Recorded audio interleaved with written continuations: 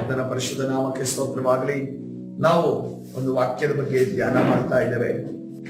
ಈ ಇಷ್ಟು ಚಿಕ್ಕ ವಾಕ್ಯಗಳಲ್ಲಿ ಎಷ್ಟು ರಹಸ್ಯಗಳು ಅಡಕವಾಗಿದೆ ಅನ್ನೋದನ್ನ ಇವತ್ತಿನ ದಿವಸ ನಾವು ಕೊನೆಯದಾಗಿ ಕಲಿತುಕೊಳ್ತಾ ಇದ್ದೇವೆ. ಏನಂತಂದ್ರೆ ಆಮೋಸನ ಬರೆದ ಪತ್ರಿಕೆ, ಆಮೋಸ್ ಪ್ರವಾದನೆ ಗ್ರಂಥ ಪ್ರವಾದಿಗೆ ಈ ರೀತಿಯಲ್ಲಿ ಹೇಳ್ತಾರೆ, ನೀನು ಈ ರೀತಿಯಲ್ಲಿ ಇಸ್ರೇಲ್ ವಂಶಕ್ಕೆ ನೋಡಿ, ಇಸ್ರೇಲ್ ಜನರಿಗೆ ನೋಡಿ, ನನ್ನಿಂದ ದೂರವಾಗಿರುವಂತ ಇಸ್ರೇಲ್ ಜನರಿಗೆ ನೋಡಿ, ಏನಂತ, ನನ್ನನ್ನೇ ಆಶ್ರಯಿಸಿ ಬದುಕಿಕೊಳ್ಳಿರಿ. ಹಲ್ಲೆಲೂಯಾ. ಕರ್ತನ ಪರಿಶುದ್ಧ ನಾಮಕ್ಕೆ ಸ್ತೋತ್ರವಾಗಲಿ. ನಾವು ಬದುಕುವುದಾದರೆ ಆತನಿಂದ ಮುಖಾಂತರ ಮಾತ್ರವೇ. ಹಲ್ಲೆಲೂಯಾ.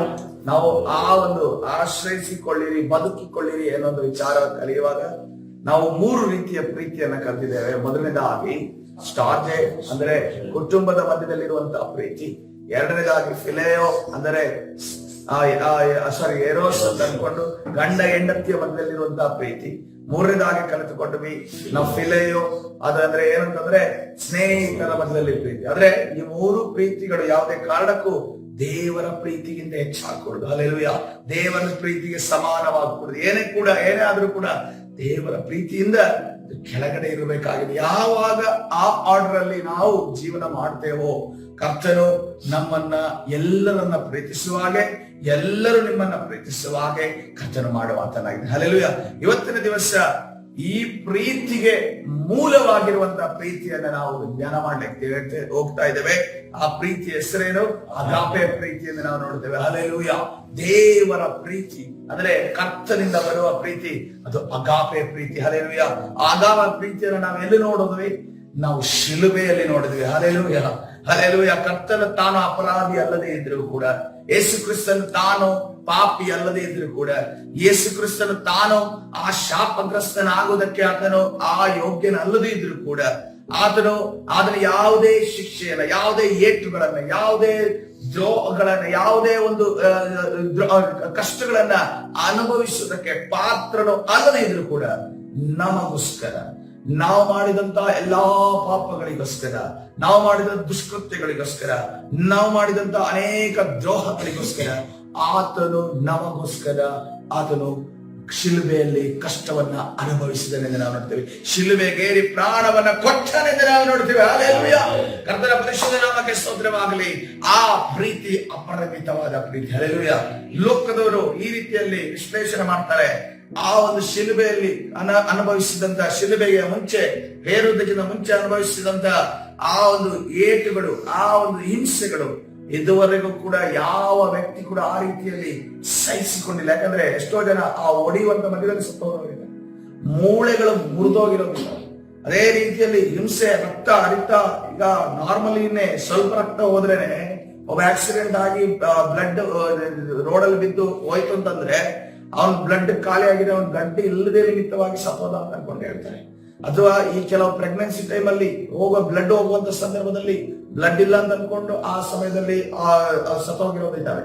ಸೊ ಇಷ್ಟು ರಕ್ತ ಹೋದರೂ ಕೂಡ ಒಳ್ಳೆಯ ರೀತಿಯಲ್ಲಿ ಭೂಮಿಯ ಮೇಲೆ ಯೇಸುವಿನ ರಕ್ತ ಸುರಿದರೂ ಕೂಡ ಆತನು ದೇವ ಕುಮಾರನು ಆಗಿರೋದ್ರಿಂದ, ಆತನು ಯಜ್ಞದ ಕುರಿಯಾದ ಆತನು ಆಗಿರೋದ್ರಿಂದ, ಆತನು ಸಮಸ್ತ ಜನರ ಪಾಪಗಳಿಗೋಸ್ಕರ, ಶಾಪಗಳಿಗೋಸ್ಕರ, ದ್ರೋಹಗಳಿಗೋಸ್ಕರ, ರೋಗಗಳಿಗೋಸ್ಕರ ತನ್ನ ರಕ್ತವನ್ನ, ಆ ಹಿಂಸೆ ಎಷ್ಟು ಮಟ್ಟಕ್ಕೆ ಅಂದ್ರೆ ಆತನು ಮಡ್ಡಿಯನ್ನು ಕುಡಿದನೆಂದು ನಾವು ನೋಡ್ತೇವೆ. ಒಂದು ಪಾತ್ರೆಯಲ್ಲಿ ಯಾವಾಗಲೂ ಮಡ್ಡಿ ಇರುತ್ತಲ್ಲ ಕೆಳಗಡೆ, ಆ ಮಡ್ಡಿ ಸಮೇತವಾಗಿ ಆ ಕಷ್ಟ, ನೋವು, ಬಾಧೆ, ಏಟುಗಳನ್ನ ಆತನು ಸೇವಿಸಿಕೊಂಡು ಯಾರಿಗೋಸ್ಕರ?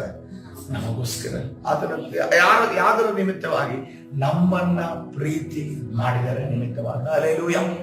ನಾವು ಒಂದು ಚಂಚಲ ಮನಸ್ಸಲ್ಲುವಂತ ಮನುಷ್ಯರಿಗೋಸ್ಕರ, ಪಾಪಿಯಾಗಿರುವಂತ ಮನುಷ್ಯರಿಗೋಸ್ಕರ, ಒಂದು ಮಾತನಾಡುವ, ಇನ್ನೊಂದು ರೀತಿಯಲ್ಲಿ ಮಾತನಾಡುವಂತ ಮನುಷ್ಯನಿಗೋಸ್ಕರ, ಅದೇ ರೀತಿಯಲ್ಲಿ ದುಷ್ಕೃತ್ಯವನ್ನ, ಅನೇಕ ಕೆಟ್ಟ ಕೆಲಸಗಳನ್ನ ಮಾಡುವಂತ ಮನುಷ್ಯನಿಗೋಸ್ಕರ, ಅದೇ ರೀತಿಯಲ್ಲಿ ಆತನು ಯಾರಿಗೋಸ್ಕರ ಅಂದರೆ ಕಳ್ಳರಿಗೋಸ್ಕರ, ಕೊಲೆಗಾರರಿಗೋಸ್ಕರ, ಅನೇಕ ಕ್ರೈಮ್ ಅನ್ನ, ಅಪರಾಧವನ್ನ ಮಾಡಿ ಶಿಕ್ಷೆಗೆ ಪಾತ್ರರಾಗಿಗೋಸ್ಕರ ಆತನು ಅನುಭವಿಸಿದನೆಂದು ನಾವು ನೋಡ್ತೇವೆ.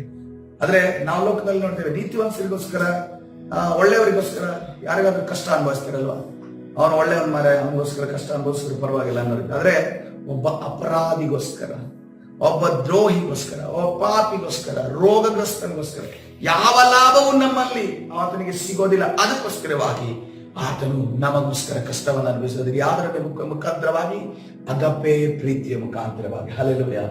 ಅಗಪೆ ಪ್ರೀತಿ ಅನ್ನೋದು ಅದು ಸ್ವಾರ್ಥವಿಲ್ಲದಂತೆ. ನಮ್ಮ ಸ್ವಾರ್ಥ ಅಂದ್ರೆ ನನ್ನದು ಅಂತ ಅನ್ಕೊಂಡು ನೋಡೋದಿಲ್ಲ. ನಿನ್ನದು, ನೀನು, ನಿಮ್ಮದು ಮೊದಲನೇದಾಗಿ ಆ ರೀತಿಯಲ್ಲಿ ನೋಡುತ್ತದೆ. ಈ ಅಗಪೆ ಪ್ರೀತಿ ಇನ್ನೊಬ್ಬರ ವಿಚಾರವನ್ನ ಫಸ್ಟ್ ನೋಡಿ ಅವರಿಗೆ ಪ್ರೀತಿ ಮಾಡಿ ತದನಂತರ ತನ್ನನ್ನು ನೋಡುತ್ತದೆ. ಅದಕ್ಕೋಸ್ಕರ ಸೆಲ್ಫ್ಲೆಸ್ ಲವ್ ಎಂದು ಈ ಒಂದು ಕಾಲದಲ್ಲಿ ಆ ಸೆಲ್ಫ್ಲೆಸ್ ಲವ್, ಇನ್ನೊಬ್ಬರಿಗೆ, ನನ್ನನ್ನು ಬಿಟ್ಟು ಇನ್ನೊಬ್ಬರಿಗೆ ಪ್ರೀತಿ ಮಾಡೋದು ಕಣ್ಣಿಗೆ ಕಾಣ್ತಾ ಇಲ್ಲ. ಯಾಕೆಂತಂದ್ರೆ ಈಗ ಸ್ವಾರ್ಥ ತುಂಬಿದ ಪ್ರೀತಿಯನ್ನು ನೋಡಿ. ಮೊದಲು ನಾವು ನಮ್ಮದು ನೋಡ್ತೇವೆ, ಆ ನಂತರ ಇನ್ನೊಬ್ಬರದ್ದು ನೋಡ್ತೇವೆ. ಹಲ್ಲೆಲೂಯಾ. ಈ ರೀತಿಯಲ್ಲಿ ನಾವು ಈ ಪ್ರೀತಿ ಬದಲಾವಣೆ ಆಗಿದೆ. ಇನ್ನೊಂದು ನೋಡ್ತೇವೆ, ಪ್ಯೂರ್, ಪರಿಶುದ್ಧವಾದದ್ದು. ಆ ಪ್ರೀತಿ ಏನಾಗಿದೆ? ಪರಿಶುದ್ಧವಾದದಿಂದ ನಾವು ನೋಡ್ತಾ ಇದ್ದೇವೆ. ಮೂರನೇದಾಗಿ ಅನ್ಕಂಡೀಷನಲ್, ಅಂದ್ರೆ ಅದಕ್ಕೆ ಯಾವುದೇ ಕಂಡೀಷನ್, ನೀನ್ ಹಿಂಗ್ ಬಂದ್ರೆ ನಾನು ಪ್ರೀತಿ ಮಾಡ್ತೀನಿ, ಹಿಂಗ್ ಮಾಡಿದ್ರೆ ನೀನ್ ಪ್ರೀತಿ ಮಾಡಿ ಅನ್ನೋ ರೀತಿಯಲ್ಲಿಲ್ಲ. ನೀನ್ ಹೆಂಗೆ ಇದ್ರು ಕೂಡ ನನ್ನ ಪ್ರೀತಿ ಸದಾ ನಿನ್ನ ಜೊತೆ ಇರ್ತದೆ. ಹಲ್ಲೆಲೂಯಾ. ಒಂದು ವೇಳೆ ಆ ಪ್ರೀತಿ ಇವತ್ತು ದಿವಸ ನಾವು ಇಲ್ಲದೇ ಇದ್ರೆ ನಾವು ಮಣ್ಣಿಗೆ ಮಣ್ಣಾಗಿ ಹೋಗ್ತಾ ಇದ್ದೀವಿ. ಯಾಕಂದ್ರೆ ಅಂತ ಪಾಪಗಳನ್ನ ನಾವು ಮಾಡಿದ್ದೇವೆ ಚಿಕ್ಕಂದಿನಿಂದ, ಚಿಕ್ಕ ವಯಸ್ಸಿನಿಂದನೇ. ಏನು ಕಲಿಯದಿರುವಂತ ಮುಗ್ಧ ಮನಸ್ಸುಗಳನ್ನು ಚಿಕ್ಕ ವಯಸ್ಸಿನಿಂದನೇ ನಾವು ಅನೇಕ ಪಾಪಗಳನ್ನು ಮಾಡಿದ್ದೀವಿ. ಆವಾಗ ಯಾರು ನಮಗೆ ತಂದೆ ತಾಯಿನೂ ಕೂಡ ಆ ಕೆಟ್ಟ ಬುದ್ಧಿಯನ್ನು ಕಲಿಸಿಕೊಟ್ಟಿಲ್ಲ. ಆದ್ರೂ ಕೂಡ ನಮ್ಮಲ್ಲೇ ಒಳಗಡೆ ಕೆಟ್ಟ ಬುದ್ಧಿ ಇತ್ತು. ನಮ್ಮ ಒಂದು ಲಾಭ ನಾನು ಅಂತ ಅನ್ಕೊಂಡು ಬರುವಾಗ ಈ ಕೆಟ್ಟ ದಾರಿಗಳಿಗೆ ನಾವು ಇಳಿದು ಬಿಡ್ತೇವೆ. ಕೆಟ್ಟ ದಾರಿಗಳಿಗೆ, ಕೆಟ್ಟ ಆಲೋಚನೆಗಳನ್ನ ಮಾಡ್ತೇವೆ. ಕೆಟ್ಟ ಆಲೋಚನೆಗಳಿಂದ ಜಾಸ್ತಿ ದೂರ ಹೋಗೋದು ಬೇಡ. ಹೊಟ್ಟೆ ಕಿಚ್ಚಾಗಿರ್ಬೋದು, ಒಬ್ರಿಗೊಬ್ರು ವಿರೋಧವಾಗಿ ಮಾತಾಡೋದಾಗಿರ್ಬೋದು. ಈಗ ಆಟ ಆಡುವಾಗ್ಲೇ ನೋಡ್ರಿ, ಮಕ್ಕಳು ಆಟ ಆಡುವಾಗ್ಲೇ ಯಾವ ರೀತಿಯಲ್ಲಿ ನೀವು ಕುತ್ಕೊಂಡು ನೋಡಿದ್ರೆ ಗೊತ್ತಾಗುತ್ತೆ. ಒಂದು ಆಟ ಸಾಮಾನು ಅವರಿಗೆ ಕೊಡ್ರಿ, ಜಗಳ ಸ್ಟಾರ್ಟ್ ಆಗುತ್ತೆ ಇಲ್ವೋ? ಒಂದೇ ಒಂದು ಆಟ ಸಾಮಾನು ಕೂಡ 2 ಮಕ್ಕಳನ್ನ ನಲ್ಲಿ ಕೂರಿಸಿರಿ, ಜಗಳ ಸ್ಟಾರ್ಟ್. ನನಗೆ ಯಾರಿಗಾದ್ರೂ ನಿನ್ ತಗೊಳ್ಳೋದು ಅನ್ಕೊಂಡು ಹೇಳುತ್ತೋ ಮಗು, ನಾನು ಬಹಳ ರೇರದು, ನನ್ನಂತ ಮಗು ನನ್ನ ನೋಡಿ, ಅಂತ ಮಗುನ ನೋಡಿಲ್ಲ. ನಿನ್ಗೆ ತಗೋ, ನೀನು ಆಡೋ ಅಂತ ಅನ್ಕೊಂಡು ಕೊಟ್ಟಿದ್ದು ನಾನು ನೋಡೇ ಇಲ್ಲ. ಸೊ ಸ್ವಾರ್ಥ ಅನ್ನೋದು, ಸೆಲ್ಫ್ ಅನ್ನೋದು, ಅದು ನಾನು ಅನ್ನೋದು, ನನಗೆ ಅನ್ನೋದು, ನಮ್ದು ಅನ್ನೋದು, ಅದು ಹುಟ್ಟಿನಿಂದಲೇ ನಮ್ಗೆ ಬರುತ್ತೆ. ಅದಕ್ಕೋಸ್ಕರ ನಾವು ಜನ್ಮ ಪಾಪ ಇದೆ ಅಂತ ಅನ್ಕೊಂಡು ಹೇಳೋದು. ತಾಯಿ ಗರ್ಭದಲ್ಲಿ ನಮಗೆ ಈ ಸ್ವಾರ್ಥವನ್ನು ಕಲಿಸ್ಕೊಟ್ಟವ್ರು ಯಾರು ಕಲಿಸ್ಕೊಟ್ಟಿದ್ದಾರೆ? ನಮಗೆ ಯಾರು ಕಲಿಸ್ಕೊಟ್ಟಿಲ್ಲ. ಅದು ಜನ್ಮದಿಂದಲೇ ಬಂದಿದೆ. ಅದಕ್ಕೆ ಪಾಪದಲ್ಲಿ ನಾವು ಹುಟ್ಟಿರೋದಂದ್ರೆ ಇದೇನೆ. ನಿಮ್ಮ ಮಕ್ಕಳಿಗೆ ಬೇಕಾದ್ರೆ ನೀವು ಇವತ್ತು ನೋಡಿ, ಮನೆಗೆ ಹೋಗಿ 2 ಮಕ್ಕಳನ್ನ ಕೂರಿಸಿ ಒಂದು ಆಟ ಸಾಮಾನು ಕೊಟ್ಬೇಡಿ. ನಾವು ಪಾಪಿಗಳು ಅನ್ನೋದನ್ನು ಅಲ್ಲೇ ಎಕ್ಸರ್ಸೈಸ್ ಆಗುತ್ತೆ. ಅಲ್ಲೇ ನಮಗೆ ಪ್ರಾಕ್ಟಿಕಲ್ ಆಗಿ ತಿಳಿಸ್ಕೊಡ್ತಾರೆ ಮಕ್ಕಳು. ಯಾಕೆ ಅಂತಂದ್ರೆ ನಾವು ಪಾಪದ ಮುಖಾಂತರವಾಗಿ ಹುಟ್ಟಿದವರು. ನಮ್ಮ ತಂದೆ ತಾಯಿ ಯಾರು ಕೂಡ ಪರಿಶುದ್ಧರಲ್ಲ. ಅದಕ್ಕೋಸ್ಕರವಾಗಿ ಕರ್ತನ ಸನ್ನಿಧಿಯಲ್ಲಿ ನಮ್ಮನ್ನು ನಾವು ಒಪ್ಪಿಕೊಳ್ಳೋಣ. ಕರ್ತನೇ, ನನ್ನ ಪಾಪದ ಮುಖಾಂತರವಾಗಿ ಹುಟ್ಟಿದವನು ಸ್ವಾಮಿ, ಆದರೆ ನಿನ್ನ ರಕ್ತ ಸ್ವಾಮಿ, ಆ ಒಂದು ಅಗಾಪೆ ಪ್ರೀತಿಯ ಮುಖಾಂತರವಾಗಿ ಸುರಿಸಿದ ರಕ್ತ ನನ್ನನ್ನು ಶುದ್ಧೀಕರಿಸಿದೆ. ಹಲ್ಲೆಲೂಯಾ. ಹಾಗಾದ್ರೆ ನೋಡ್ರಿ, ರೋಮಪುರ ಬರೆದ ಪತ್ರಿಕೆ 5ನೇ 8ನೇ ವಚನವನ್ನು ನೋಡುವಾಗ, ರೋಮಾಪುರ ಬರೆದ ಪತ್ರಿಕೆ 5ನೇ 8ನೇ ವಚನವನ್ನು ನೋಡುವಾಗ, ಆದರೆ ನಾವು ಪಾಪಿಗಳಾಗಿದ್ದರಾಗಲೂ ಕ್ರಿಸ್ತನು ನಮಗೋಸ್ಕರ ಪ್ರಾಣ ಕೊಟ್ಟದರಲ್ಲಿ ದೇವರು ನಮ್ಮ ಮೇಲೆ ತನಗಿರುವ ಪ್ರೀತಿಯನ್ನು ಸಿದ್ಧಾಂತಪಡಿಸಿದ್ದಾನೆ. ಹಲ್ಲೆಲೂಯಾ. ನಾವು ಪಾಪಿಗಳಾಗಿದ್ದಾಗಲೂ ಕೂಡ ಕ್ರಿಸ್ತನು ನಮಗೋಸ್ಕರ ಪ್ರಾಣ ಕೊಟ್ಟಿದ್ದಾನೆ.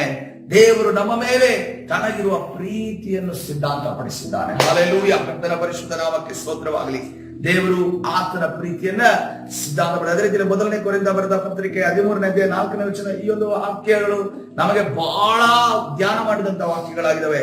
ಇಲ್ಲಿ ಪ್ರೀತಿ ಅಂದ್ರೆ ಏನು ಅಂತ ಅನ್ಕೊಂಡು ಎಲ್ಲ ಒಂದೊಂದು ಶಬ್ದಗಳು ಎಷ್ಟು ಒಂದು ಚಿನ್ನದ ಅಕ್ಷರಗಳಲ್ಲಿ ಬರ್ತಿದ್ದಾವೆ ಅಂತ, ಗೋಲ್ಡನ್ ವರ್ಡ್ಸ್ ಅಲ್ಲಿ ಬರ್ತಿದೆ ಅಂತ ನೋಡುವಾಗ, ಪ್ರೀತಿ ಬಹು ತಾಳ್ಮೆ ಉಳ್ಳದ್ದು, ಪ್ರೀತಿ ದಯೆ ತೋರಿಸುವುದು, ಪ್ರೀತಿಯು ಹೊಟ್ಟೆ ಕಿಚ್ಚು ಪಡೋದಿಲ್ಲ, ಹೊಗಳಿಕೊಳ್ಳೋದಿಲ್ಲ, ಒಪ್ಪಿಕೊಳ್ಳೋದಿಲ್ಲ, ಮರ್ಯಾದೆಗೆಟ್ಟು ನಡೆಯುವುದಿಲ್ಲ, ಸ್ವಪ್ರಯೋಜನವನ್ನು ಚಿಂತಿಸುವುದಿಲ್ಲ, ಸಿಟ್ಟುಗೊಳ್ಳೋದಿಲ್ಲ, ಅಪಕಾರವನ್ನು ಮನಸ್ಸಿನಲ್ಲಿ ಇಟ್ಟುಕೊಳ್ಳೋದಿಲ್ಲ, ಅನ್ಯಾಯವನ್ನು ನೋಡಿ ಸಂತೋಷ ಪಡದೆ ಸತ್ಯಕ್ಕೆ ಜಯವಾಗುವಲ್ಲಿ ಸಂತೋಷ ಪಡುತ್ತದೆ, ಎಲ್ಲವನ್ನು ಅಡಗಿಸಿಕೊಳ್ಳುತ್ತದೆ, ಎಲ್ಲವನ್ನು ನಂಬುತ್ತದೆ, ಎಲ್ಲವನ್ನು ನಿರೀಕ್ಷಿಸುತ್ತದೆ, ಎಲ್ಲವನ್ನು ಸಹಿಸಿಕೊಳ್ಳುತ್ತದೆ. ಪ್ರೀತಿಯು ಎಂದಿಗೂ ಬಿದ್ದು ಹೋಗೋದಿಲ್ಲ, ಪ್ರವಾದನೆಗಳಾದರೂ ಇಲ್ಲದಂತಾಗುವವು, ವಾಣಿಗಳು ನಿಂತು ಹೋಗುವವು, ವಿದ್ಯೆಯೋ ಇಲ್ಲದಂತಾಗುವುದು. ಹಲ್ಲೆಲೂಯಾ. ಪ್ರೀತಿ ಎಂದು ಕೂಡ ನಿಂತು ಹೋಗೋದಿಲ್ಲ. ಹಲ್ಲೆಲೂಯಾ. ನಮ್ಮಲ್ಲಿ ಪ್ರೀತಿ ಇದೆಯಾ? ನಾವು ನಿಜವಾಗ್ಲೂ ಒಬ್ಬರನ್ನ ಪ್ರೀತಿಸ್ತೇವೆ ಅಂತ ಅನ್ಕೊಂಡು ಹೇಳೋದಾದ್ರೆ ಮೊದಲು ಈ ವಾಕ್ಯವನ್ನು ಓದಿ ತದನಂತರ ಅವ್ರನ್ನ ಪ್ರೀತಿ ಇದೆಯಾ ಅಂತ ಹೇಳ್ಬೋದು. ಆವಾಗ ನಮ್ಗೆಲ್ಲ ಗೊತ್ತಾಗುತ್ತೆ ನಮ್ಮ ಪ್ರೀತಿ ಎಷ್ಟು ಮಟ್ಟಕ್ಕಿದೆ, ಎಷ್ಟು ಪರ್ಸೆಂಟೇಜ್ ಇದೆ, ಎಷ್ಟು ತೂಕ ಇದೆ ನಮ್ಮ ಪ್ರೀತಿಗೆ ನನ್ಕೊಂಡು ಗೊತ್ತಾಗುತ್ತೆ. ಅದಕ್ಕೋಸ್ಕರವಾಗಿ ಇವತ್ತಿನ ದಿವಸ ನಮಗೆ ಕರ್ತನೆ ಹೇಳ್ತಿರೋದು, ನಮಗೆ ಅಗಾಪೆ ಪ್ರೀತಿ ಇರಬೇಕು. ನಾವು ಕ್ರಿಸ್ತನ ರೀತಿಯಲ್ಲಿ ನಾವು ಪ್ರೀತಿ ಮಾಡುವವರಾಗಬೇಕು. ಈಗ ಪ್ರೀತಿ ಮಾಡೋದಕ್ಕೆ ನಮ್ಮಲ್ಲಿ ಇಲ್ಲದೆ ಇರ್ಬೋದು, ಆದ್ರೆ ಪ್ರಯತ್ನ ಪಡ್ಬೋದಲ್ಲ. ಪ್ರಯತ್ನನೇ ಪಟ್ಟಿಲ್ಲ ಅಂತಂದ್ರೆ ನಾನು ಮಾಡದೇ ಸರಿ, ನಾನು ಆಲೋಚನೆ ಮಾಡಿದ್ದೆ ಸರಿ, ನಾನು ನನ್ನ ಒಂದು ಆಲೋಚನೆ ಸರಿ, ನನ್ನ ಒಂದು ತತ್ವನೇ ಸರಿ, ನನ್ನ ದೇವರ ಸಿದ್ಧಾಂತ ಬಿಟ್ಟು ನನ್ನ ಸಿದ್ಧಾಂತನೇ ಸರಿ ನಾನು ಅಂದುಕೊಂಡು ಹೋದ್ರೆ ನಮ್ಮಲ್ಲಿ ಬದಲಾವಣೆ ಆಗೋದಿಲ್ಲ. ನಾನು ಹಿಂಗೆ ಇರ್ತೀನಿ, ದೇವರು ನೀನು ಹಂಗೆ ಇರು, ನನ್ಗೆಲ್ಲ ಕೊಡು ಅಂತ ಅನ್ಕೊಂಡು ಕೇಳಿದ್ರೆ ಏನೂ ಸಿಗೋದಿಲ್ಲ. ನಾನು ಹಿಂಗೆ ಇರ್ತೀನಿ, ಸೈತಾನ ಹಂಗೆ ಇದ್ದೀನಿ, ನಾನು ಹಿಂಗೆ ಇರ್ತೀನಿ, ನೀನ್ ಹಂಗೆ ಇರು, ನನ್ಗೆಲ್ಲ ಕೊಡು ಅಂತ ಅನ್ಕೊಳ್ಳ. ಹೌದಲ್ವ? ನಾನು ಹಿಂಗೆ ಇರ್ತೀನಿ, ನೀನ್ ಅಲ್ಲಿರು, ಅವ್ರ ಹಂಗೆ ಅಲ್ಲಿರೋದು ಬೇಡ, ಹಂಗೆ ಅಲ್ಲಿ ನಿನ್ ಕೆಳಗಡೆ ನಾನು ಹೋಗಿ ಅಲ್ಲಿ ಕೂರ್ತೀನಿ ಅಂತ ಹೇಳಿದ್ದು. ಅಲ್ಲೆಲ್ಲೂಯ. ಹಂಗೆ ಹೇಳೋರು ಇದಾರೆ, ಲೋಕದಲ್ಲಿ ಇದ್ದಾರೆ. ಕಂಪ್ಲೀಟ್ ಸೈತಾನ್ ತರನೇ ಕಾಣ್ತಾರೆ ಅವ್ರು ನೋಡುವಾಗ್ಲೇ, ಅವ್ರನ್ನ ಬಿಹೇವಿಯರ್ ನೋಡುವಾಗ್ಲೇ. ಸೊ ಆ ರೀತಿಯ ಪ್ರೀತಿಯನ್ನು ದೇವರು ಬಯಸ್ತಾ ಇಲ್ಲ. ದೇವರು ಏನ್ ಹೇಳ್ತಾ ಇದ್ದಾರೆ, ನಮ್ಮ ಒಂದು ಬದಲಾವಣೆ, ನಾವು ಒಂದು ಪ್ರಾಸೆಸ್ ಅಲ್ಲಿದ್ದೇವೆ, ನಾವೊಂದು ದಾರಿಯಲ್ಲಿದ್ದೇವೆ, ನಾವೊಂದು ಬದಲಾವಣೆ ದಾರಿಯಲ್ಲಿದ್ದೇವೆ. ದಿನದಿಂದ ದಿನಕ್ಕೆ ನಮಗೆ ಒಂದೊಂದು ಎಕ್ಸ್ಪೀರಿಯನ್ಸ್ಗಳಾಗ್ತಾವಲ್ಲ, ಒಂದೊಂದು ತಪ್ಪುಗಳು ತಿಳಿದು ಬರ್ತಲ್ಲ, ಈ ಕ್ಯಾರೆಕ್ಟರ್ಗಳು ನನ್ನಲ್ಲೂ ಇದೆ ಅಂತ ಅನ್ಕೊಂಡು ಗೊತ್ತಾಗುತ್ತಲ್ಲ. ಆ ಗೊತ್ತಾದ ಕೂಡ ನೀವು ಯಾವಾಗ ಬದಲಾವಣೆ ಮಾಡ್ತೇವೋ, ಬದಲಾವಣೆ ಮಾಡಿಕೊಳ್ತೇವೋ, ಆವಾಗಲೇ ನಾವು ದೇವರ ಪ್ರೀತಿಯ ಕಡೆಗೆ ಹೋಗೋದಕ್ಕೆ ಸಾಧ್ಯ. ಹಲ್ಲೆಲೂಯಾ. ಯಾಕಂತಂದ್ರೆ ಇದನ್ನು ಮಾಡೋದು ಅಷ್ಟು ಸುಲಭದ ಮಾತಲ್ಲ ಅಂತ ಅನ್ಕೊಂಡು ನಮ್ಗೆ ಅರ್ಥ ಆಗುತ್ತಲ್ಲ. ತಾಳ್ಮೆ ಬಹಳ ಕಷ್ಟ, ದಯ ತೋರಿಸೋದು ಬಹಳ ಕಷ್ಟ, ಪ್ರೀತಿ ಹೊಟ್ಟೆ ಕಿಚ್ಚು ಪಡದೇ ಇರೋದು ಬಹಳ ಕಷ್ಟ, ಯಾರಿಗಾದ್ರೂ ಒಂದು ಆಶೀರ್ವಾದ ಆದಾಗ ಏನಾದ್ರು ಹೊಟ್ಟೆ ಕಿಚ್ಚು ಪಡದೇ ಇರೋದು ಬಹಳ ಕಷ್ಟ, ಹೊಗಳಿಕೊಳ್ಳೋದು ನಮ್ಮನ್ನ ನಾವು ಹೇಳ್ಕೊಡ್ತೀವಿ, ಪಟ್ಟಂದ ಹೇಳ್ಕೊಡ್ತೀವಿ. ಇವನ್ನ ಕೆಲವು ಸರಿ ನಮಗೂ ಕೂಡ ಕಾಣಿಸುತ್ತೆ ಯಾಕಂದ್ರೆ ಸೇವಕರಿಗೆ ಅದು ಟಾಸ್ಕ್. ಯಾಕಂದ್ರೆ ದೇವ್ರ ಸೇವಕರ ಮುಖಾಂತರವಾಗಿ ಮಾಡ್ತಾ ಇರ್ತಾರೆ ಕಾರ್ಯ ಮಾಡುವಾಗ ಏನಾದ್ರೂ ಹೇಳುವಾಗ ನಾನ್ ಪ್ರಾರ್ಥನೆ ಮಾಡ್ತೀನಿ ಅಂತ ನಾವು ಪ್ರಾರ್ಥನೆ ಮಾಡಿಲ್ಲ, ಕರ್ತನು ನಮ್ಮ ಮುಖಾಂತರ ಆತನ ವಿಜ್ಞಾಪನೆ ಮಾಡಿಸಿದ್ದಾನೆ. ಹಲ್ಲೆಲೂಯಾ. ಅದೇ ರೀತಿ ಉಬ್ಬಿಕೊಳ್ಳೋದಿಲ್ಲ, ತಾನೇನೋ ಮಾಡಿದೆ ಅಂತ ನಾನು ಕೊಚ್ಚಿಕೊಳ್ಳೋದಿಲ್ಲ, ಮರ್ಯಾದೆ ಕೆಟ್ಟು ನಡೆಯೋದಿಲ್ಲ. ನಾನೇನಾದ್ರೂ ಮರ್ಯಾದೆ ಕೆಟ್ಟು ನಡೆದ್ರೆ ಯಾರಿಗೆ ಕೆಟ್ಟ ಹೆಸರು ಬರುತ್ತೆ? ಯೇಸು ಕ್ರಿಸ್ತನನ್ನು ನೋಡ್ತಾರೆ, ಯಾರು ಅವನ ಚರ್ಚ್ ಹೋಗ್ತಾನೆ ಹಂಗಾಗಿದ್ದಾನೆ ಅಂತ ಅಂತಾರೆ, ಯಾರು ಕೂಡ ನಮ್ಮ ಹೆಸರನ್ನು ಹೇಳೋದಿಲ್ಲ. ಅದೇ ರೀತಿಯಲ್ಲಿ ಸ್ವಪ್ರಯೋಜನವನ್ನು ಚಿಂತಿಸೋದಿಲ್ಲ, ನನಗೇನೋ ಲಾಭ ಬೇಕು ಅಂತ ಅಂದ್ಕೊಂಡು ಯಾವಾಗಲೂ ನಮ್ಮ ಲಾಭದ ಬಗ್ಗೆ ಆಲೋಚನೆ ಮಾಡೋದಿಲ್ಲ, ಸಿಟ್ಟುಕೊಳ್ಳೋದಿಲ್ಲ, ಅಪಕಾರವನ್ನು ಮನಸ್ಸಿನಲ್ಲಿ ಇಟ್ಟುಕೊಳ್ಳೋದು, ಇನ್ನೊಬ್ಬರಿಗೆ ಕೆಟ್ಟದಾಗಲಿ ಅಂತ ಅನ್ಕೊಂಡು ಬಯಸೋದಿಲ್ಲ, ಅನ್ಯಾಯವನ್ನು ನೋಡಿ ಸಂತೋಷ ಪಡದೆ ಸತ್ಯಕ್ಕೆ ಜಯವಾಗಲು. ಕೆಲವರಿಗೆ ಅನ್ಯಾಯ ಆಗ್ತಾ ಇರುತ್ತೆ, ಆ ಪ್ರೀತಿ ಇರೋರು ಸುಮ್ಮನೆ ಇರೋದಕ್ಕೆ ಅವರಿಗೆ ಆಗೋದೇ ಇಲ್ಲ. ನಾವು ನ್ಯಾಯಕ್ಕೋಸ್ಕರ ಏನಾದ್ರು ಮಾಡಲೇಬೇಕು, ರಿಸ್ಕ್ ತಗೊಳ್ಳೇಬೇಕು ಮುಂದಾಗ್ತದೆ. ಎಲ್ಲವನ್ನ ಅಡಗಿಸಿಕೊಳ್ಳೋದು. ಕೆಲವು ಸೀಕ್ರೆಟ್ಸ್ ಇರುತ್ತೆ, ಇನ್ನೊಬ್ಬರ ಬಗ್ಗೆ ಹೇಳಿದಂತ ಸಂದರ್ಭದಲ್ಲಿ ಅವರಿಗೆ ನೋವಾಗುತ್ತೆ, ಅವರ ತೇಜೋವಧೆ ಆಗುತ್ತೆ, ಅವರ ಮರ್ಯಾದೆ ಹೋಗುತ್ತೆ ಅಂತಂದಾಗ ಅವರು ಪ್ರೀತಿ ಪಾತ್ರ, ನನ್ನ ಪ್ರೀತಿ ಪಾತ್ರ ಅಲ್ವಾ, ಅದನ್ನ ನಾನು ಅಡಗಿಸಿಕೊಡ್ತೇನೆ. ಎಲ್ಲವನ್ನ ನಂಬುತ್ತದೆ, ಹೇಳಿದನ್ನ ಎಲ್ಲವನ್ನ ನಂಬುತ್ತದೆ. ಅದೇ ರೀತಿಯಲ್ಲಿ ಎಲ್ಲವನ್ನು ನಿರೀಕ್ಷಿಸ್ತದೆ, ಹಿಂಗಾಗುತ್ತೆ ಅಂತ ಅನ್ಕೊಂಡು ನಿರೀಕ್ಷಿಸ್ತದೆ. ಎಲ್ಲವನ್ನ ಸಹಿಸಿಕೊಳ್ಳೋದು ಬಹಳ ಕಷ್ಟ. ನಮಗೆ ಬರುವಂತ ಎಲ್ಲ ಆಪಾದನೆಗಳು, ನಿಂದೆಗಳು, ಅವಮಾನಗಳು ಎಲ್ಲವನ್ನ ಸಹಿಸಿಕೊಳ್ಳೋದು ಬಹಳ ಕಷ್ಟ. ಆದ್ರೆ ಕರ್ತನೆ ಹೇಳ್ತಾರೆ, ನಿನ್ನಲ್ಲಿ ಅಗಾಪೆ ಪ್ರೀತಿ ಇರೋದಾದ್ರೆ ನಿನ್ನ ಸಹಿಸಿಕೊಳ್ಳೋದಿಲ್ಲ. ಹಲ್ಲೆಲೂಯಾ. ನಿನಗೆ ಆಗ್ತಾ ಇಲ್ಲದ್ರೆ ಕರ್ತನ ಬಳಿ ಕೇಳುವುದಾದ್ರೆ ಕರ್ತನ ಒದಗಿಸಿಕೊಳ್ಳೋ ಪ್ರೀತಿಯು ಎಂದಿಗೂ ಬಿದ್ದು ಹೋಗೋದಿಲ್ಲ. ನಾವು ನೋಡ್ತೇವೆ. ಹಲ್ಲೆಲೂಯಾ. ಕರ್ತನ ಪರಿಶುದ್ಧ ನಾಮಕ್ಕೆ ಸ್ತೋತ್ರ. ಮೊದಲನೇ ಯೋಹಾನನ ಪತ್ರಿಕೆ 4ನೇ ಅಧ್ಯಾಯ 16ನೇ ವಚನವನ್ನು ನೋಡುವಾಗ, ಮೊದಲನೇ ಯೋಹಾನನ ಪತ್ರಿಕೆ 4ನೇ ಅಧ್ಯಾಯ 16ನೇ ವಚನ,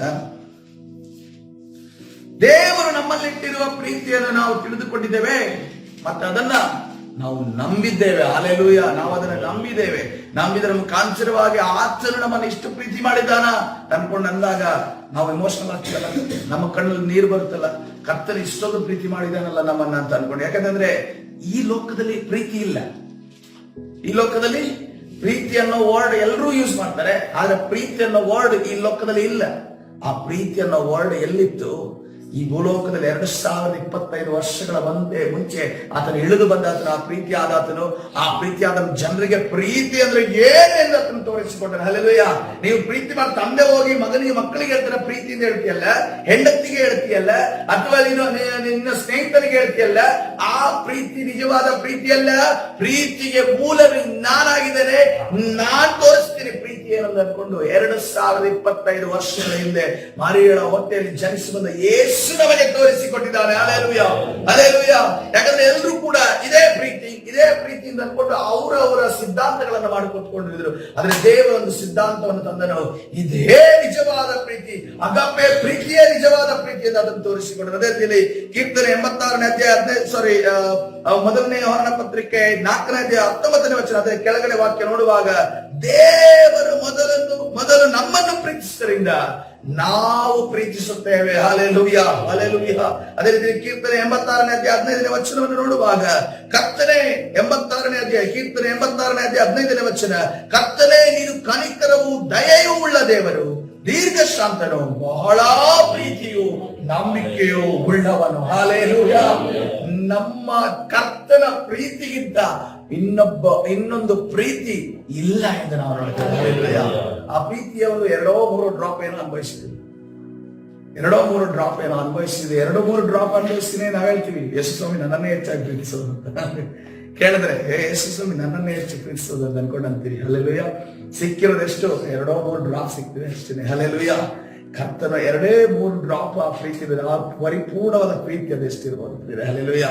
ತಂದೆ ತನ್ನ ಮಗನನ್ನ ಈ ಭೂಮಿಗೋಸ್ಕರ ಕೊಟ್ಟಿರೋದು ಅದು ಪರಿಪೂರ್ಣವಾದ ಪ್ರೀತಿ. Hallelujah, hallelujah. ನಾವು ನೋಡ್ರಿ ಒಂದು ಎಕ್ಸಾಂಪಲ್ ಅನ್ನ ಇವತ್ತಿನ ದಿವಸ ನೋಡಿ. ಯೋಹಾನನ ಸುವಾರ್ತೆ 21ನೇ ಅಧ್ಯಾಯ 15ನೇ ವಚನವನ್ನ ನೋಡಿ ಇವತ್ತಿನ ದಿವಸ ಮುಗಿಸಿಕೊಳ್ಳೋಣ.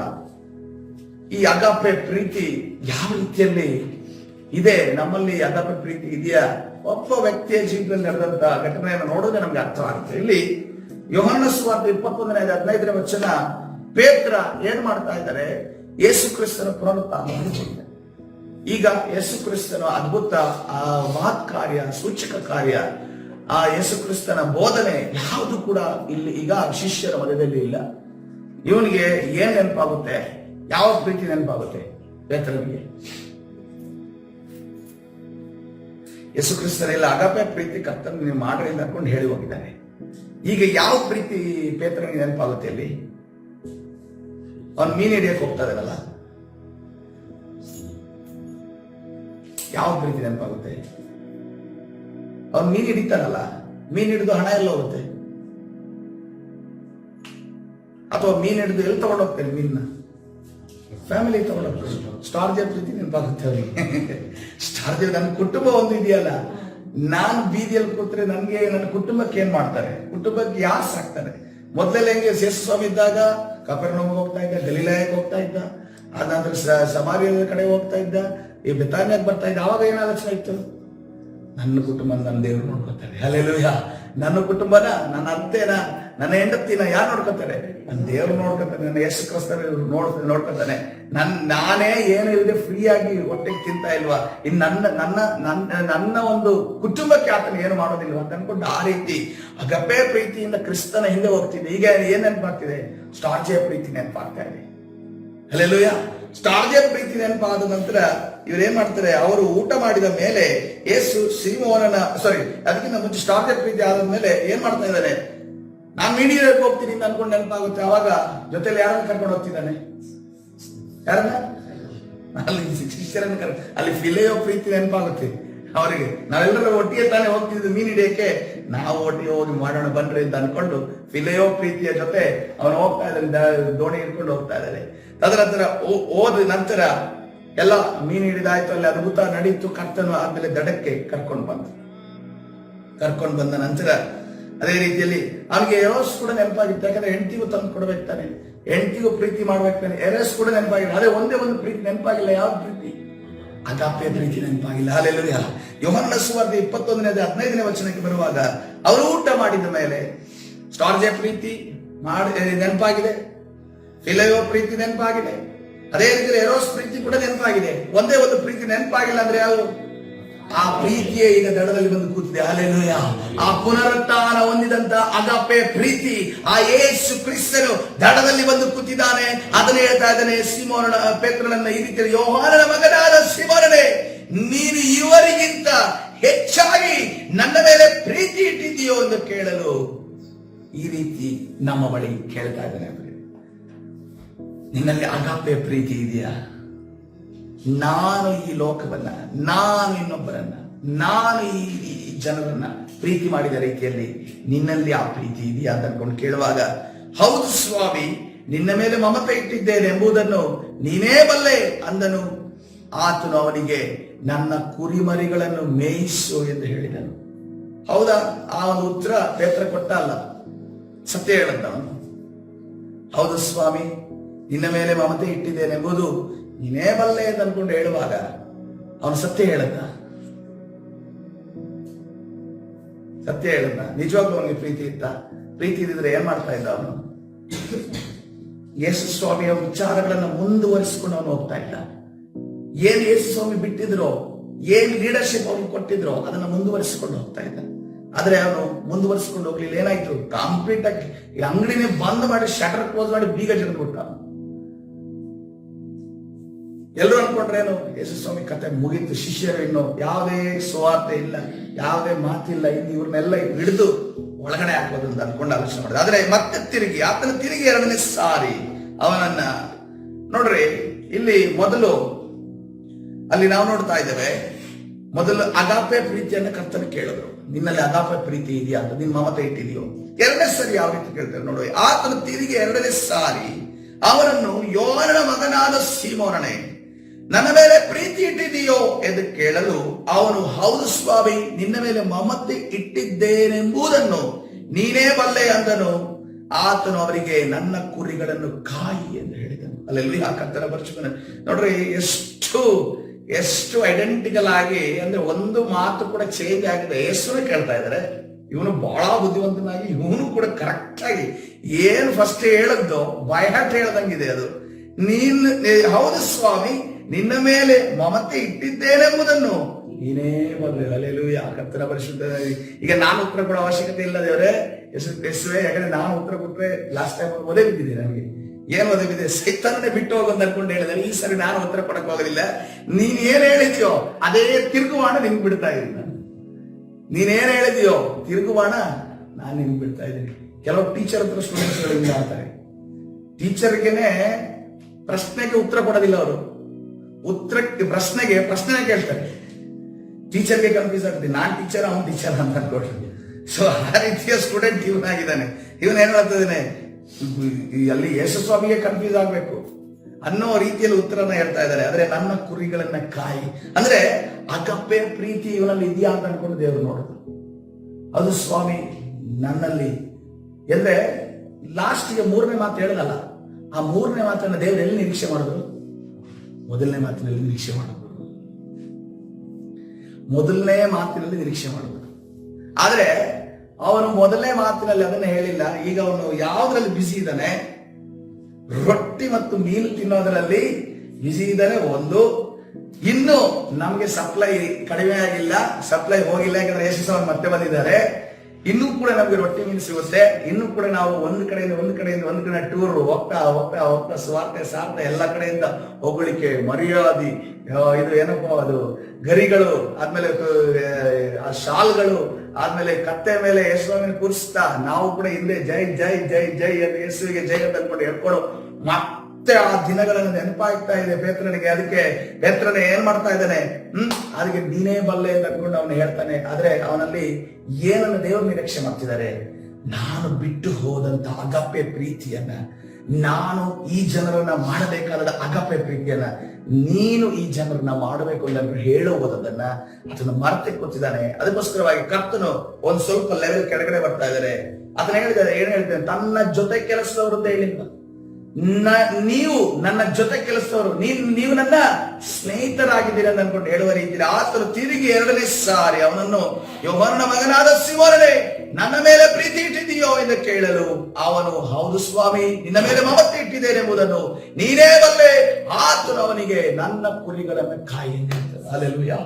ನನ್ನ ಕುರಿಗಳನ್ನ ಕಾಯಿ. ನಿನ್ನಲ್ಲಿ ಅಗಾಪೆ ಪ್ರೀತಿ ಇಲ್ಲ, ಅಟ್ಲೀಸ್ಟ್ ಒಂದು ಫಿಲೆಯೋ ಪ್ರೀತಿಯಿಂದ, ಅಂದ್ರೆ ಸಹೋದರ ಸ್ನೇಹದಿಂದ ನಿನ್ನ ಜೊತೆ ಇರುವ ಶಿಷ್ಯರನ್ನು, ಅದೇ ರೀತಿಯಲ್ಲಿ ನಿನ್ನ ಮುಂದೆ ಕಾಣುವಂತ ಜನರನ್ನ ನೀನು ಕಾಯಬೇಕು ಅಂತ ಅನ್ಕೊಂಡು ಕರ್ತನ ಹೇಳ್ತಾರೆ. ತದನಂತರ ಆತನ 3ನೇ ಸಾರಿ, ಯೋಹಾನನ ಮಗನಾದ ಸಿಮೋನನೇ, ನನ್ನ ಮೇಲೆ ಮಮತೆ ಇಟ್ಟಿದೆಯೋ ಎಂದು ಕೇಳಿದನು. 3ನೇ ಸಾರಿ ಪೇತ್ರನಿಗೆ ಕರೆಕ್ಟ್ ಆಗಿ ಅರ್ಥ ಆಗುತ್ತೆ. ಮೊದಲನೇ ಪ್ರಶ್ನೆ ಏನಂತ ಅರ್ಥ ಆಗುತ್ತೆ. ಆವಾಗ ನನ್ನ ಮೇಲೆ ಮಮತೆ ಇಟ್ಟಿದೆಯೋ ಎಂದು ತನ್ನನ್ನು ಕೇಳಿದ್ದಕ್ಕೆ ಪೇತ್ರನಿಗೆ ಏನ್ ಅರ್ಥ ಆಗ್ತದೆ? ಪೇತ್ರನು ದುಃಖಪಟ್ಟು, ನನ್ನ ಸ್ವಾಮಿ ನನ್ನ ಹತ್ರ ಏನನ್ನ ಕೇಳ್ತಾ ಇದ್ದಾನೆ, ನನ್ನ ಸ್ವಾಮಿ ನನ್ನನ್ನ ಏನನ್ನ ಕೇಳ್ತಾ ಇದ್ದಾನೆ, ಏನನ್ನ ಬಯಸ್ತಾ ಇದ್ದಾನೆ. ನನ್ನ ಸ್ವಾಮಿ ನೀನು ಎಲ್ಲಾ ಬಲ್ಲೆ, ನನ್ನ ಹೃದಯದೊಳಗಡೆ ನಾನು ಬಾಯಿಯ ಮಾತು ಮತ್ತು ನನ್ನ ಹೃದಯದ ಒಳಗಡೆ ಇರೋದು ಎರಡಕ್ಕೂ ಲಿಂಕ್ ಇಲ್ಲ ಅಂತ ಅನ್ಕೊಂಡು ನೀನು ಬಲ್ಲೆ. ಅದಕ್ಕೋಸ್ಕರ ನಿನ್ನ ಮುಂದೆ ನಾನು ನಾಟಕೀಯವಾಗಿ ಏನೇನು ಹೇಳ್ತಾ ಇದ್ದೇನೆ, ಮಮತೆ ಇದೆ, ಅದು ನಿನಗೆ ಗೊತ್ತಲ್ಲಪ್ಪ ಅಂತ ಅನ್ಕೊಂಡು ಹೇಳ್ತಾ ಇದ್ದೇನೆ. ಆದ್ರೆ ಕರ್ತನೆ, ನನ್ನ ಹೃದಯದ ಒಳಗಡೆ ಆಗ್ತಿರೋದು ಏನೇನು ಪ್ಲಾನಿಂಗ್ಸ್ ಅನ್ನು ನಾನು ಮಾಡ್ತಾ ಇದ್ದೇನೆ ಎಲ್ಲವೂ ಕೂಡ ಯಾರಿಗೆ ಗೊತ್ತಿದೆ? ಯೇಸುವೇ ನಿನಗೆ ಗೊತ್ತಿದೆ. ನಿನ್ನ ಮೇಲೆ ನಾನು ಮಮತೆ ಇಟ್ಟಿದ್ದೇನೆ ಎಂಬುದು ನಿನಗೆ ತಿಳಿದಿದೆ ಅಂದನು. ಹಲ್ಲೆಲೂಯಾ. ಎಷ್ಟು ಪಂಚವಾದ ಪ್ರೀತಿಯನ್ನ ಪೇತ್ರನು ಪ್ರದರ್ಶನ ಮಾಡ್ತಾ ಇದ್ದಾನೆ. ಇವತ್ತಿನ ದಿವಸ ಕರ್ತನು ಕೂಡ ನಮ್ಮ ಬಳಿ ಕೇಳ್ತಾ ಇದ್ದಾನೆ, ನಮ್ಮಲ್ಲಿ ಅಗಾಪೆ ಪ್ರೀತಿ ಇದೆಯಾ? ಸೆಲ್ಫ್ಲೆಸ್ ಪ್ರೀತಿ ಇದೆಯಾ? ಎಲ್ಲಾ ಸಮಯದಲ್ಲಿ ತೋರಿಸ್ಲಿಕ್ಕೆ ಆಗದಿದ್ರು ಕೂಡ ಕೆಲವು ಬಾರಿ ನಮ್ಮ ಪ್ರೀತಿ ತೋರಿಸ್ಬೇಕಾಗಿರುತ್ತೆ. ಅಂತ ಸಮಯದಲ್ಲೂ ಕೂಡ ಕಠೋರವಾಗಿ ನಡೆದುಕೊಳ್ತೀವಲ್ಲ, ನಮ್ಮದನ್ನ ಮಾತ್ರ ನಾವು ನೋಡ್ಕೊಳ್ತೀವಿ. ಯಾಕಂದ್ರೆ ನಮ್ಮ ಜೀವಿತದಲ್ಲಿ ಏನ್ ನಡೆದಿರುತ್ತೆ ಗೊತ್ತಾ? ನಾವು ಯಾವಾಗ ಇನ್ನೊಬ್ಬರಿಗೆ ಸಹಾಯ ಮಾಡ್ತಾ ಇರ್ತೀವಿ, ನಮ್ಗೊಂದು ಮೋಸ ಆಗಿರುತ್ತೆ. ನಮ್ಗೆ ಚೆನ್ನಾಗಿ ಒಂದು ಹೊಡ್ತಾ ಬಿದ್ದಿರುತ್ತೆ, ಚೆನ್ನಾಗಿ ಒಂದು ಸರಿಯಾಗಿರುವಂತ ಮೋಸ ಆಗಿರೋದ್ರಿಂದ ಆ ಮೋಸದ ಔಟ್ಕಮ್ ಏನಾಗಿರುತ್ತೆ ಅಂದ್ರೆ, ನಮ್ಗೆ ನಾನು ಎಲ್ಲಾ ಕಡೆ ನಾನು ಈ ರೀತಿ ಮಾಡಿದ್ರೆ ನನ್ನನ್ನು ಎಲ್ಲರೂ ಕೂಡ ಬುದ್ಧಿಹೀನ, ದಡ್ಡ, ನೀನು ಅವ್ರಿಗೆ ಹಂಗ್ ಕೊಟ್ಟಿದ್ಯಾ, ಇವ್ರಿಗೆ ಹಿಂಗ್ ಕೊಟ್ಟಿದ್ಯಾ ಅಂತ ಅನ್ಕೊಂಡು ಹೇಳ್ತಾರೆ ಅಂತ ಅನ್ಕೊಂಡು ನಾವೇನ್ ಮಾಡ್ತೀವಿ ಅದನ್ನ ಬಿಟ್ಟುಬಿಟ್ಟಿದ್ದೀವಿ. ಈಗ ಏನಾಗುತ್ತೆ ಅಂತಂದ್ರೆ, ಈಗ ನನ್ನನ್ನು ನಾನು ಮೊದಲು ನೋಡ್ಕೋಬೇಕು, ಹಿಂಗ್ ನೋಡ್ಕೊಂಡ್ರೆ ಈ ಲೋಕದಲ್ಲಿ ನಾನು ಬುದ್ಧಿವಂತ ಅಂತ ಅನ್ಸ್ಬೋದು. ಸೊ ಅದಕ್ಕೋಸ್ಕರವಾಗಿ ನಾವು ನಮ್ಮನ್ನ ನಾವು ನೋಡ್ಕೊಳ್ಳೋದು, ನಮ್ಮ ಒಂದು ವಿಚಾರವನ್ನ ನಾವು ತಿಳಿದುಕೊಳ್ಳೋದು, ಇದನ್ನ ಏನು ಅನ್ಕೊಂಡಿದೀವಿ? ವಿಸ್ಡಮ್ ಅಂತ ಅನ್ಕೊಂಡಿದೀವಿ. ಈ ಲೋಕದಲ್ಲಿ ಅದೇ ನಡೀತಿದ್ರು. ಒಬ್ಬನಿಗೆ ಮೋಸ ಮಾಡ್ದ ಅಂತಂದ್ರೆ ಅವನೇನಂತಂದ್ರೆ, ಹೆಂಗ್ ಮೋಸ ಮಾಡಿದೆ ನೋಡು, ಹೆಂಗ್ ಬುದ್ಧಿವಂತಿಕೆ ಉಪಯೋಗಿಸ್ದೆ ನೋಡು, ಅವನನ್ನ ಹೆಂಗೆ ನಾನು ಮರಳು ಮಾಡಿದೆ ನೋಡು.